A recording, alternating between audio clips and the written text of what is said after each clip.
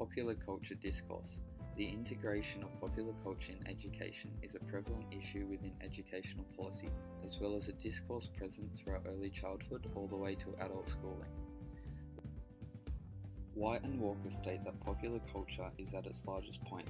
However, even with its dominant place in people's lives, popular culture has been suffering severe criticism as many do not know how to deal with its heavy influence on society.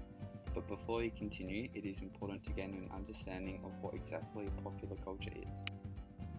Popular culture is a concept that is difficult to define, with researchers struggling to find a singular definition. Due to this fact, multiple definitions of popular culture have been formed. Story, cited in Reynolds, created a number of different definitions of popular culture, with some of them being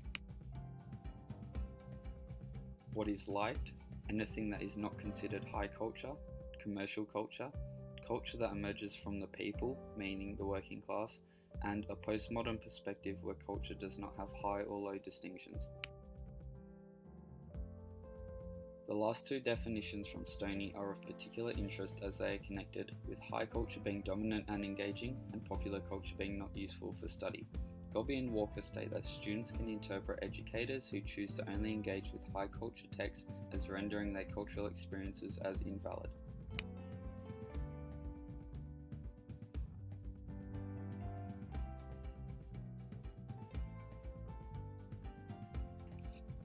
What are stereotypes in education?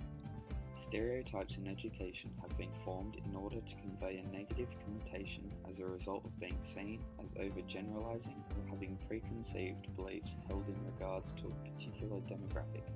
For example, all Asian people are good at maths. Foreman defines inclusivity as a concept that extends beyond disabilities and should factor in the economic, social, or cultural backgrounds of all students. By creating a classroom based on the concept of inclusivity, students feel that they can engage in more group activities without fear of judgment from peers, improving their overall classroom environment.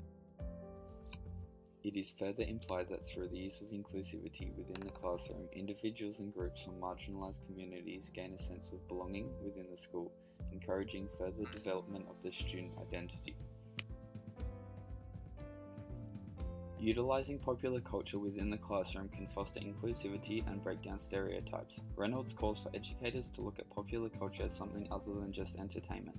Using popular culture in the classroom will promote healthy discussion about current topics within society amongst the students, topics such as racism, sexism, and so forth. As a result of these being serious topics and often not spoken of, popular culture inside the classroom allows the children to relate an issue such as racism to something they are familiar with. An example would be studying a popular cultural film in class. The students and teacher can have discussions on topics raised in the movie whilst also enjoying the film.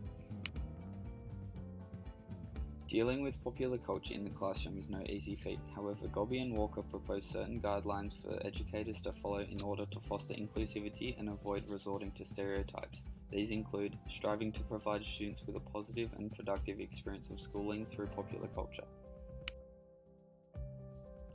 placing a heavy focus on diversity within the popular culture that the students are exposed to.